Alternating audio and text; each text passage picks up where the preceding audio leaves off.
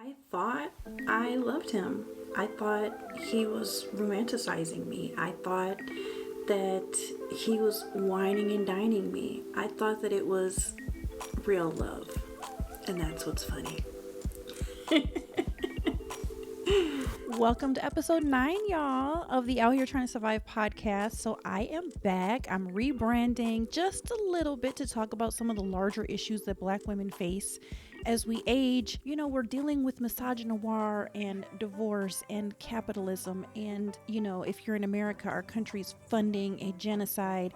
And we're dealing with all of these things as we're aging, as our body's changing, as we're going through perimenopause. So I just decided to broaden this out just a little bit. But the major thing that's going to be different here, and this is not something you need to worry about, but I'm trying to be more consistent. So if you see me in real life, be like, girl, is you staying consistent with your podcast? Because that's what I'm trying to do, is have a new episode for you out every single week. So y'all, today we're going to be talking about love. The theme for February is love. And today I want to talk about romanticizing yourself, romanticizing your damn self, because honey, these dating apps ain't it.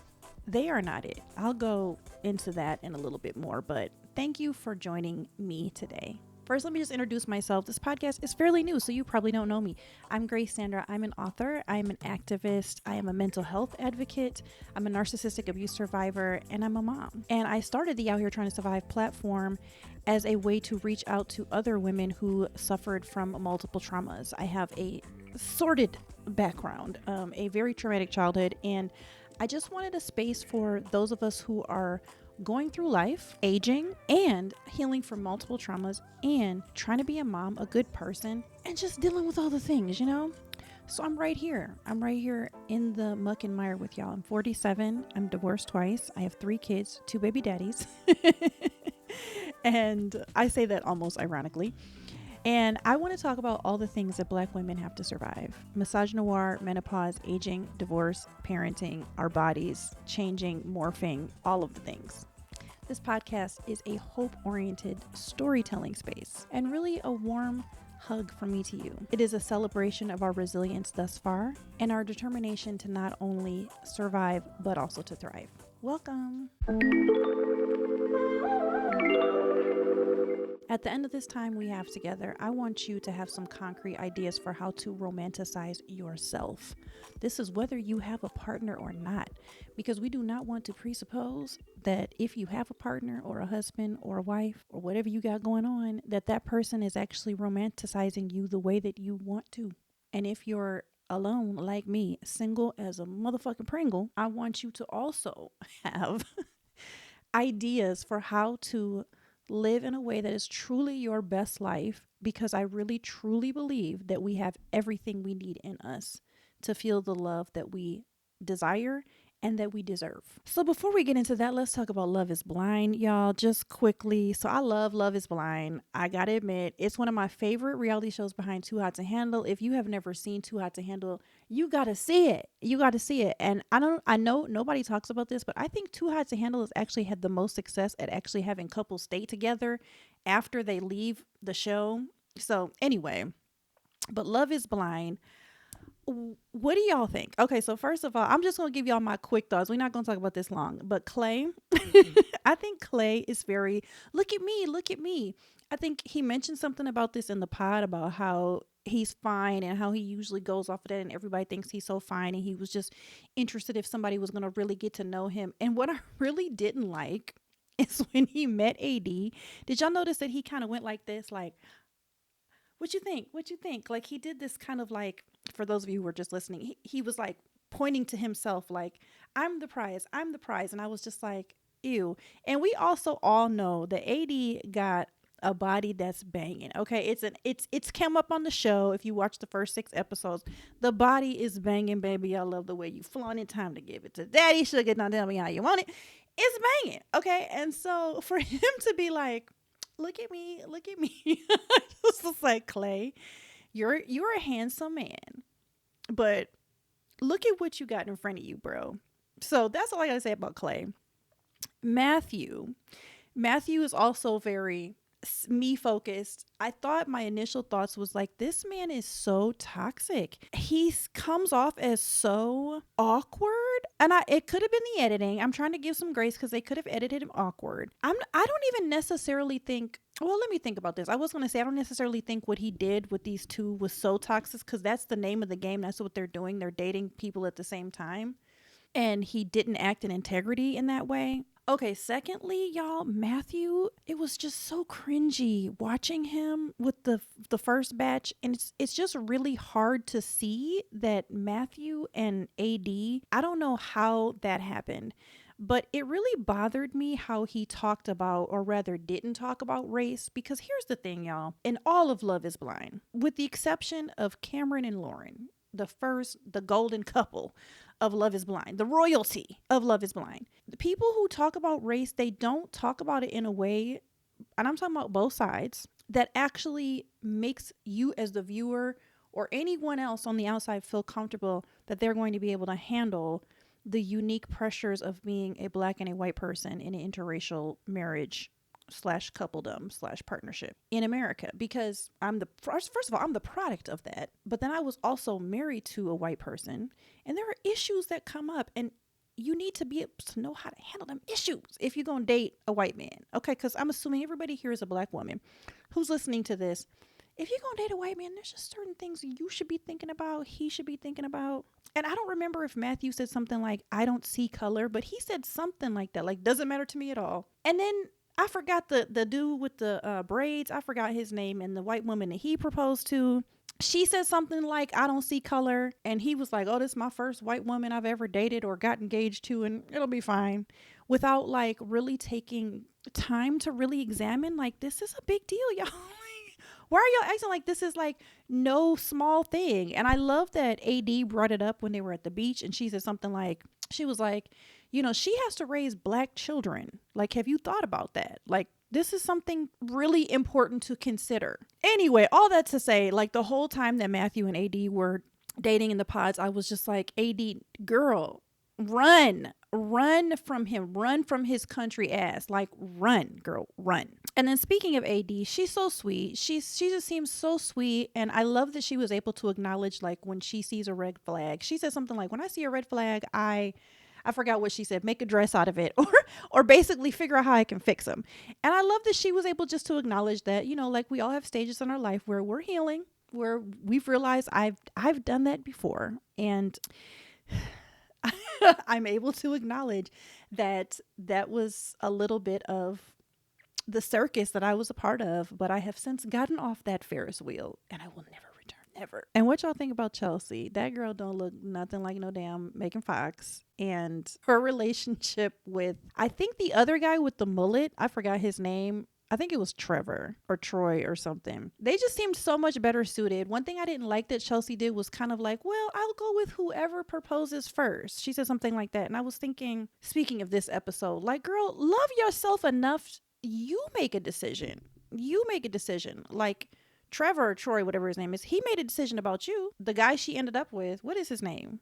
I forgot. The white guy with the blonde hair. He chose her over Jessica. So you make a choice. I didn't like that she kind of left it up to who goes first. I guess she did make her choice by going to the room with the guy she ended up with first.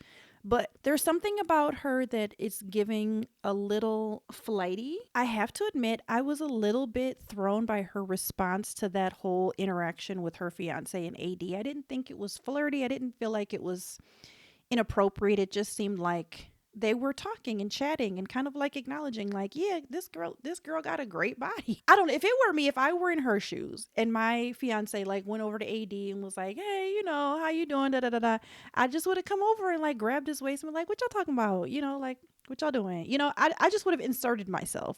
And I have done that. If I've ever felt uncomfortable with my partner and how they're acting with someone, I've just basically inserted myself. It's kind of, you know, it's your way of like letting them know, like, hey, I'm here. Also, this man is mine.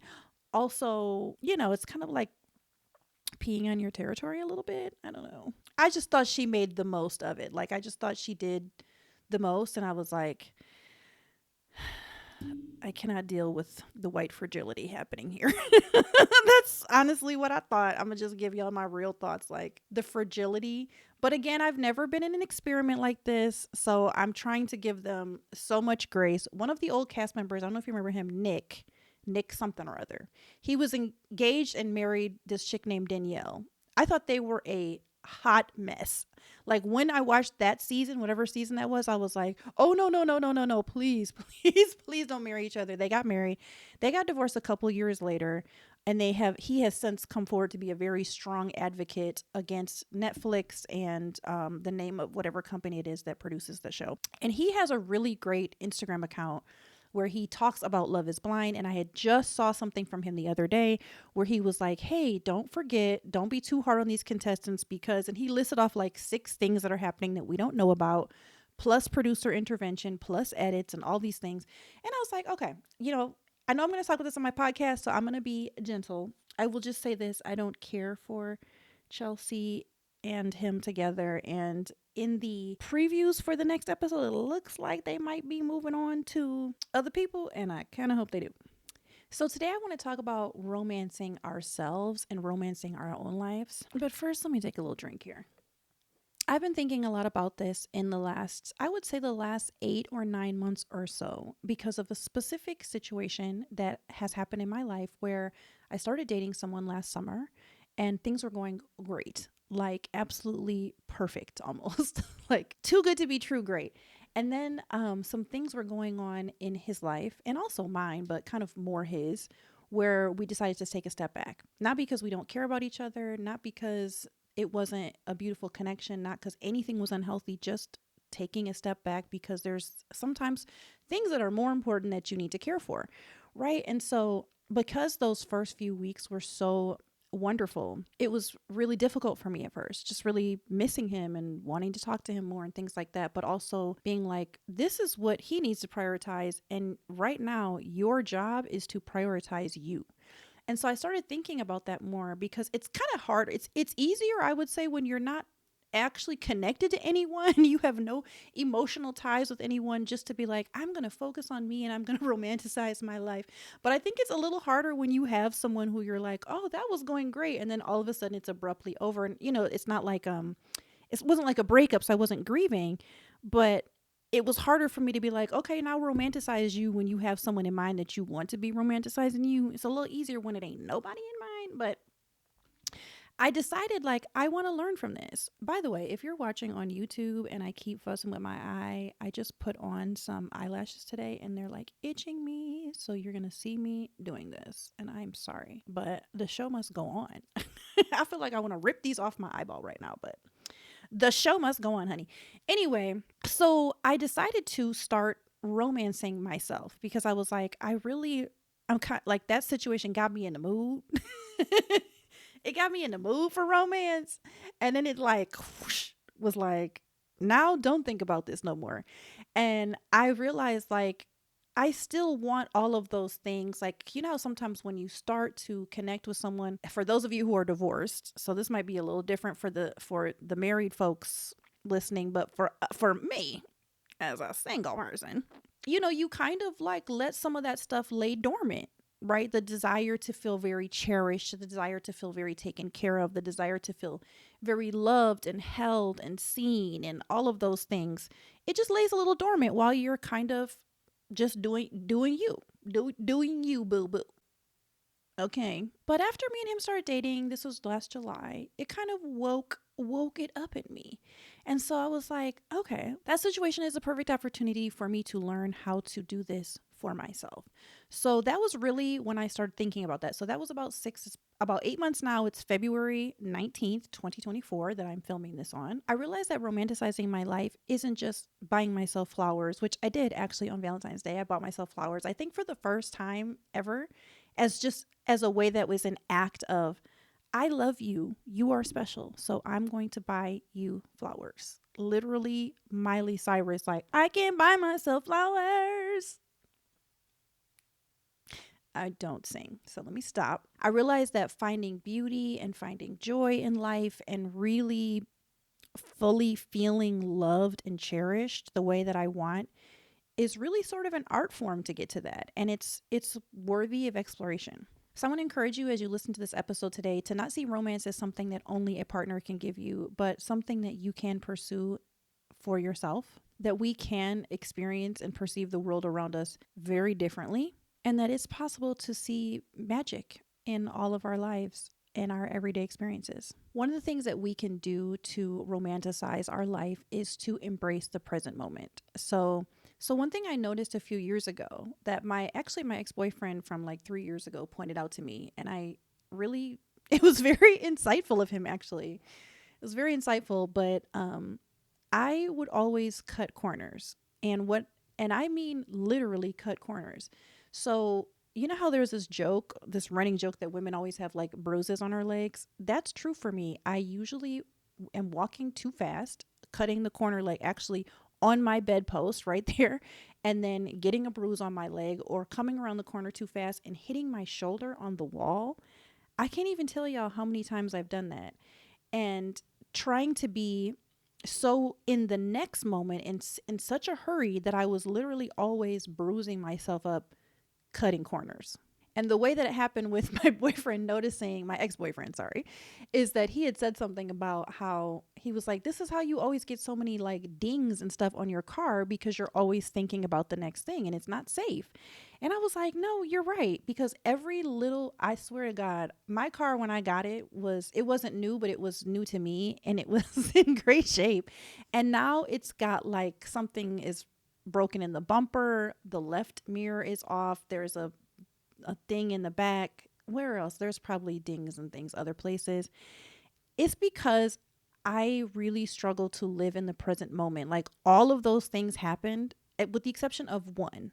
One thing happened just because it was snowy and slidey and I just slid into a pole, and I was going down a hill and it was impossible driving conditions, like literally impossible driving conditions. So that was going to happen. But all the other ones were distraction, and he was right. It's really not safe. It's actually not safe for my body either. All these bumps and bruises and purple marks I got from nothing more than running into stuff. I mean, how trifling is that, y'all? So when he pointed that out, that was, I think, like 3 years ago. And I was like, damn. When I stopped to think about it, I was like, that's just so trifling. It's like extra trifling. So I decided to try to get better and be even more present and stay in the present moment. You know, one way that I do that is by trying to savor small things. So if I'm having a cup of coffee, just chill like while I'm actually having the coffee. These are small things, y'all, but they can add up and make a big difference.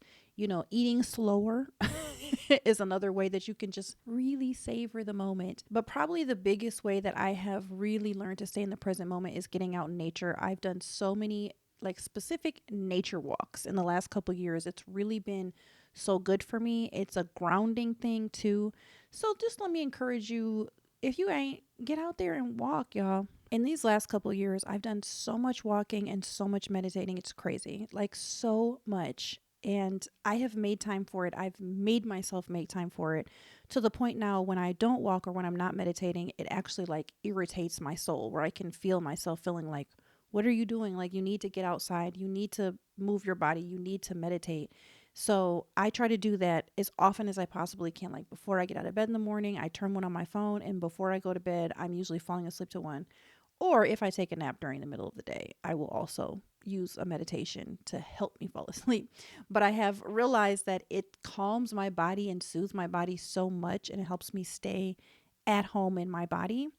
And that is one way that I am romanticizing myself. It's one way that I am loving myself. Because think about it. When I'm talking about this whole romanticizing yourself, think about the things that you would want a partner to do for you. So, you know, I would love if I were cooking lunch and my partner were here, if I had a partner, and he was like, hey, you know, I see you're tired. Like, why don't you go lay down? And he walks me to our bedroom and I lay down, and he pulls the cover over me and like kisses me on the cheek and sends me lovingly off into a wonderful nap. That's the kind of thing I'm talking about. Like, how can we do that for ourselves? And I found that one way I do that for myself is when I get tired in the middle of the day, if I'm working, because I work from home, if I'm working, I am letting myself rest. And that's not always the best for the bottom line. It's just not. It's not always the best for what people need from me and what I need financially.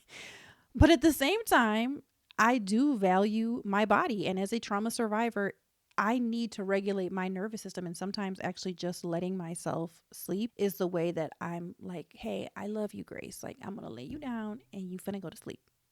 Nighty night. Another way that we can romanticize ourselves is just finding beauty in the imperfections. Now, let me go back to that partner example. What do you want to hear from your partner when you are getting dressed for a cute event? Like, damn, girl, you looking good. Like, that booty looking right. That makeup is fierce. Like, your hair is bomb or whatever. You know, you want to hear them delight in you.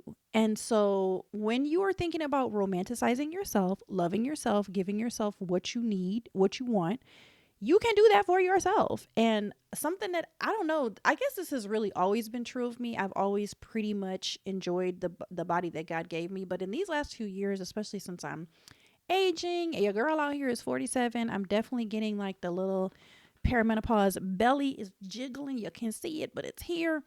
And I've just been, I don't know. I just have been telling myself, like, when I see my body in ways, things I don't like about my body or what's happening, the titties is hanging a little lower, you know, just things are changing, especially with my face. And I don't know, it's just all changing.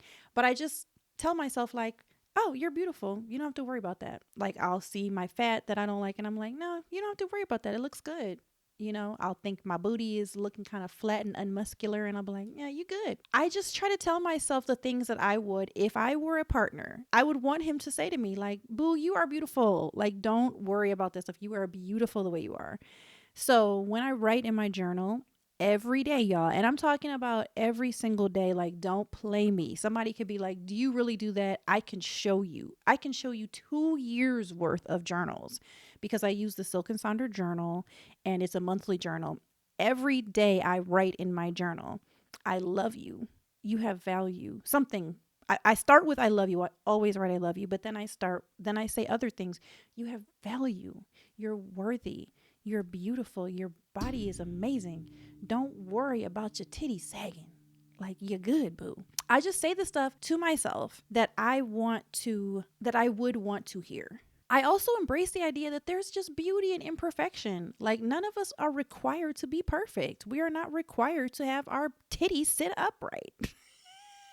We are not required to have a Kim Kardashian booty. We are not required, and I'm just using those as go-tos just because they're such quick examples, but you know what I mean? Like, we're not required to have any sort of physical perfection whatsoever. We are not required to shave our armpits or even just something as little as that.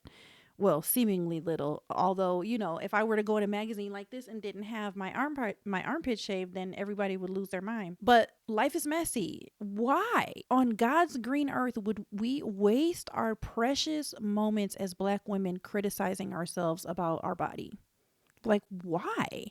After hundreds of years of white supremacy telling us we ain't good enough, and what we dealing with now, like, clearly culturally, societally not being the standard of beauty.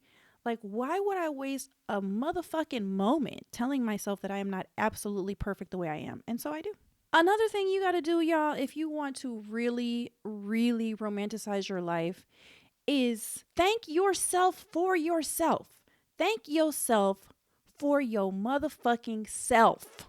Okay? Practicing gratitude is a huge way. Scientifically, psychologically, everyone has proven it's a huge way to improve your mood. It improves your health. It improves every area of your life. You're literally energetically calling more good things into your life by being grateful for the things you have. Okay, but I'm going to add the extra step of, why don't you tell God you are thankful for you? Why don't you tell God you are thankful for your voice, for your heart, for your life, for your essence, for your being, for your creativity, for your intelligence, for your wisdom, for how you are able to cry, how you're able to sleep, how you're able to cope, how you're resilient.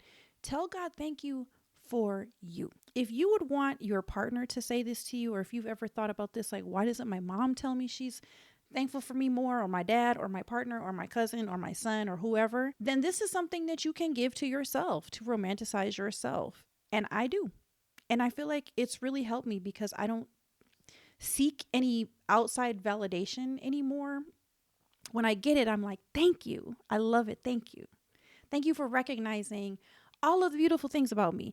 But what I have learned is that if I just tell myself, I can fill my own cup.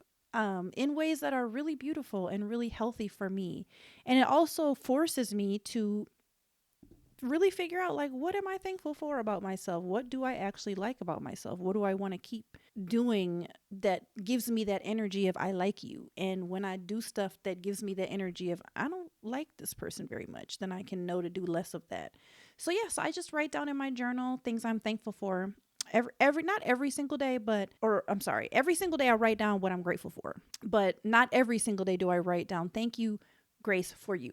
But when I do, I really go into it like, thank you for your heart. Thank you for your vulnerability. Thank you for how you shared compassion with this person this day, or how you told this person you love them because you want to encourage them.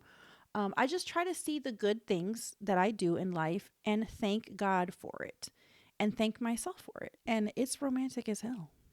I'm telling you, when you do stuff like this, it helps you find joy in your life in little places that you never would have thought you found joy. In these last 2 years, 2.5 years, maybe even almost 3, this is the least amount of money I've ever made in my life. I've been working for myself. I've really, in some ways, refused to work full time because it's so hard on me. I have such a major anxiety disorder. I have complex PTSD. As I said, I'm a trauma survivor. I'm only almost 4 years out of a very severely narcissistically abusive marriage. And I have had mental health problems, on mental health problems, on mental health problems, on mental health problems, y'all. And so working full time was just killing me. I also have a elementary school daughter, a junior higher, and a high schooler. And so the last, 3 years of parenting 3 children in those age ranges, in addition to trying to heal myself and really deal with these mental health problems. I've had very severe suicidal ideations. I had them once a month for all of 2022 and more than half of 2023. Your girls struggled, okay? I have struggled. And I was like, the only way that I think I'm going to survive this and try to be a good mom is to try to work for myself. Anyway, my point is, since I've been working for myself, I've made the least amount of money I have ever made in my career. And I'm only laughing because I hoped it would be better by now, but I'm still hopeful. But my point in telling you that is that even though I have been broker than a joker, the brokest I've ever been, and dealing with all of these issues, I have found so much peace and so much joy in some of these little moments, because as I've pursued healing, I've really found peace through meditation. I've really found peace through gratitude practices. I found so much peace through figuring out how to love myself in a tangible way that's not just a bubble bath. I've really found peace in offering compassion to myself, really taking the time to get to know who I am. And that's something that I think not working full time has really given me, even though it's come at a sacrifice. It's really given me the time. And I really wish that everyone could do what I did and have the time. But I realize that not everyone has the same risk meter that I have. I think my risk meter is a little bit higher than some other people's, but I've taken those risks because I knew that I wasn't going to survive if I didn't take some time to heal. And I'm so glad I did. And finally, last point is, when you're romanticizing your life, I want you to think about how you can express yourself as a Black woman. What are the things that you can do that are unique to you? And that can look like so many different things. I love when I get on Instagram and I see another Black woman trying some new craft or new hairstyle or new fashion choice or new whatever, because I see that there is a freedom in, like, we own our body now. We didn't used to be able to do whatever we wanted. It still feels like that fresh and raw to me.